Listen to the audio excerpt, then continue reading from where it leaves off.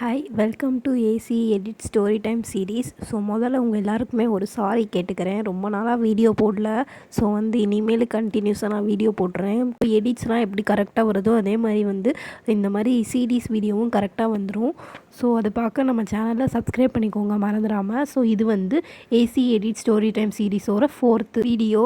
So இந்த ஸ்டோரியோட ஸ்டார்டிங்கில் என்ன அப்படின்னு பார்த்தீங்கன்னா, ஒரு ரயில்வே ஸ்டேஷன் காட்டுறாங்க. அந்த ரயில்வே ஸ்டேஷனில் ஹரிபரியாக ஒரு ஆள் வந்துட்டுருக்காரு. அவர் வந்துட்டுருக்கும்போது அவர் ட்ரெயினை மிஸ் பண்ணிடுறாரு.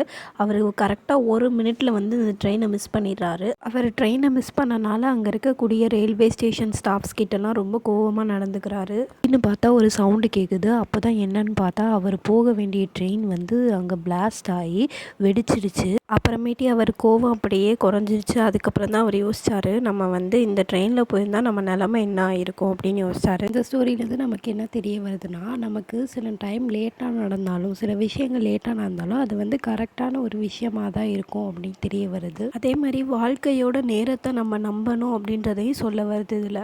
ஸோ இந்த வீடியோ பிடிச்சிருந்துச்சுன்னா நம்ம சேனலை சப்ஸ்கிரைப் பண்ணிக்கோங்க. கூடவே பக்கத்தில் இருக்க பெல் ஐக்கானை கிளிக் பண்ணிக்கோங்க. லைக், ஷேர், கமெண்ட் பண்ணுங்கள். And thank you. இனிமேல் கரெக்டாக வீடியோ வந்துடும். அண்ட் அடுத்த வீடியோவில் சந்திக்கலாம். பாய்.